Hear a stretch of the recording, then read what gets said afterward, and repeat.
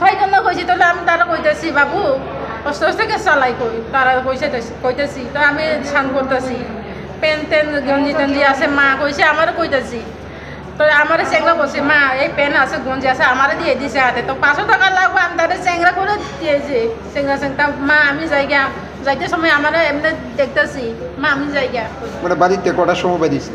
বাড়ি 10টার সময় আইছি। কোন জায়গা থেকে লইলে?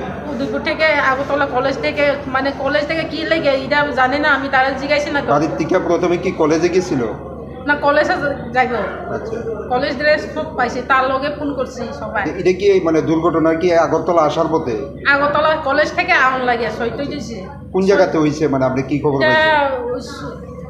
তাহলে জায়গা আম্মা কইছে হ্যাঁ যা অস্তে থেকে চালাই সারাদিন আমি কই তারা অস্তে আস্তে চালাই হাসপাতাল আছে এমএস গাড়ি অস্তে থেকে লামাইতে আসছি আমি রাস্তা দাঁড়াইতেছি দাঁড়া করছি তো দাঁড়াইতে অবস্থা ভালো না সবই গেছে পাও এরপরে জীবিত আনছে জীবিত আনছে এখন কি দেখছেন মানে ছেলের অবস্থা কিরকম? অবস্থা ভালো না ভালো না না না না ছেলের নামটা কি? আনন্দ জমাতিয়া বয়স কত? 21 বছর হয়েছে কোন কলেজে পড়াশোনা করে?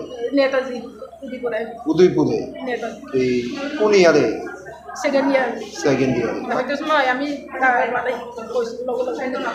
এমএস গাড়ি আমি পোলাটা চেহারা দেখাইছি কিছু কথা কই না যে একদম অবস্থা ভালো না আমার